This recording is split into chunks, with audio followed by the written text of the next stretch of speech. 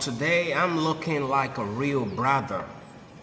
I'm looking like a real Jehovah's Witness with my tile, but I'm behind. I'm locked up in a cage, like a hostage. I'm behind bars here. The way most Jehovah's Witnesses, with all that tie and suit, they're behind bars just like me, just like I am right now. Anyways, I'm just kidding there. I'm not behind bars. I'm somewhere in a school, and I thought I'd talk about uh, Jehovah's Witnesses and the fear of death. Okay.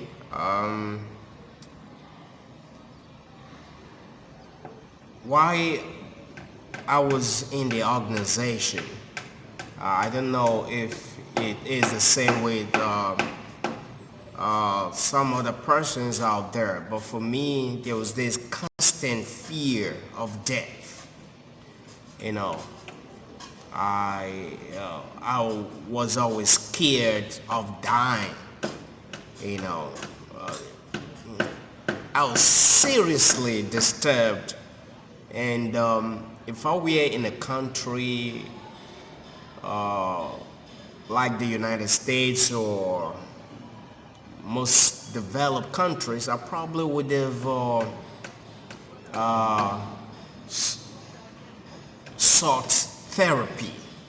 Though is something you can still do here in Nigeria, but not a lot of persons really care about their mental health. All right, you have stuff going on, you don't even know what is going on in your head, and you find a way to deal with it. Sometimes people just pass out and don't even know the reason why. So for me, I always had this constant fear, and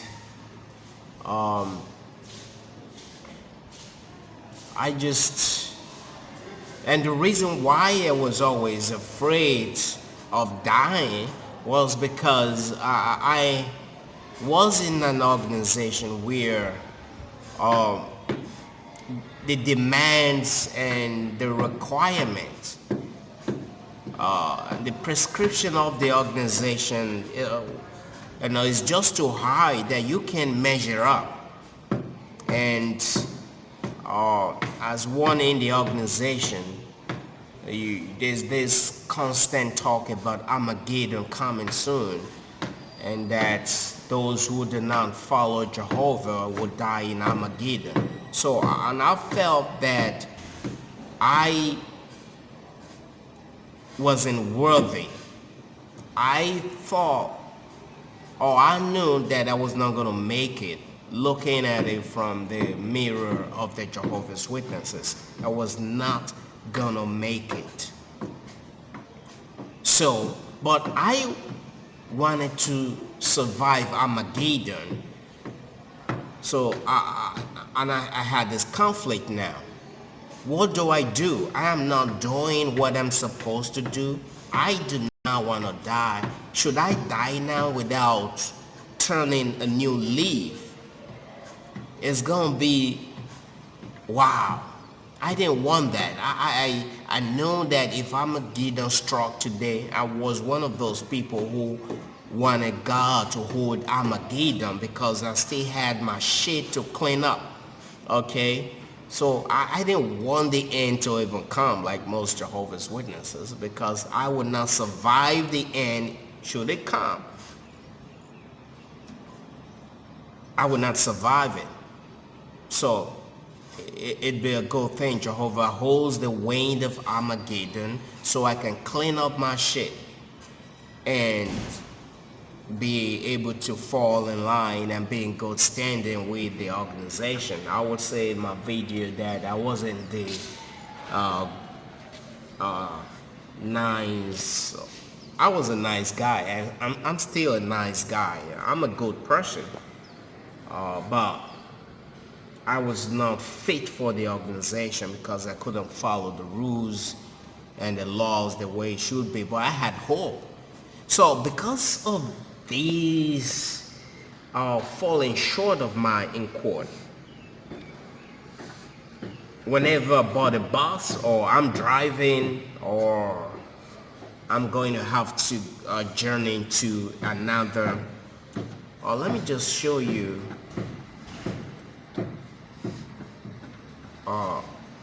let me just show you some other view from where I am right now. Okay, I thought I was gonna be able to do that. Okay, so let me just turn you around. I want you to be able to see I'm on a vantage point here overlooking a plantation and some sightseeing. Just give me a second. Okay, this is where I am. I'm actually by the window here overlooking an expanse of land, and you can see those rectangular boxes, and in those boxes are pumpkin leaf vegetable, and you can also see some banana. I think those should be plantain, just like I have in my house. And an uncompleted building, there are some workers doing their thing. So we can talk while we'll just bounce the camera around. So I just want to know if there anybody out there like me who was always afraid of dying, and so much so that you are a wreck. I was so scared of dying that I was a shadow of myself. Should I die now? What is gonna happen? Should I die now? What is gonna happen? So what would happen is that I'm freaking out whenever I have to journey to another state. When I have to travel several kilometers by land or sea or whatever, on foot, I'm by the roadside, and a truck is coming my way, and the thought is that that truck is gonna hit me, and this constant fear of death. And the reason, like I said before, was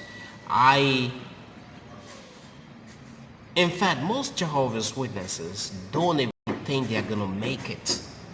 They are always struggling because the bars are always set higher, and you always have this guilt that, oh, look at those brothers, they are doing more than I'm doing, and you are asked to do more. If you don't do more and you have the ability to do more, that's sin of omission, and Jehovah is not going to take kindly to that. So most times when I'm going to work back in the days, and I see brothers out there in the fields on a cold raining day, and I feel so guilty about that. And I'll say to myself, why am I not out there like those brothers? I'm being selfish, trying to find something to I'm trying to, let me say, I'm materialistic now. Instead of being out there in the field like those brothers making sacrifices, here I am, trying to get something for myself and all of that. So I never thought that I was good enough. I should be doing more, and I want to think that's the feeling of most Jehovah's Witnesses. So I'm asking if there is any one of you that was like me or had this constant fear of death. I know a couple of brothers who were struggling with these. Hey, if I die now, what's gonna happen? And these people, this whole thing messing up their mind and their psyche. It's a horrible place to be in, if you know what I mean, if you have been through the situation. And that again goes to show that the religion of the Jehovah's Witnesses is not really a loving religion. It's a religion, a marathon that you never have a finish line. You keep running, you keep running. When are you gonna finish this race? You never know. So if you're a Jehovah's Witness, I should think that you know the conflict, and you know the thoughts, you know the war in you, and you know the sermon,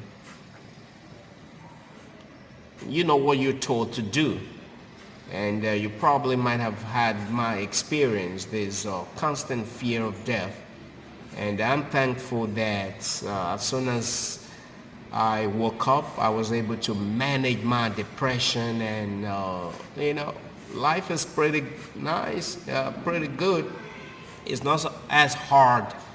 I have a heavy burden taken off me, and I'm able to live my life and breathe.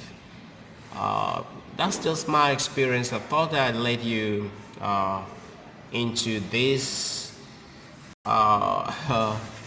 Just having to talk a little bit about those things you are always fighting as a former Jehovah's Witness, or how you dealt with certain things, or how you felt about certain things back in the days, as a Jehovah's Witness.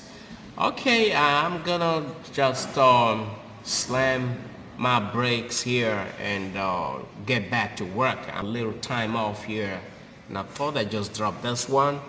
Thanks for watching SJW Africa, and be kind enough to subscribe for more videos, and you want to like this video as well if you find it interesting.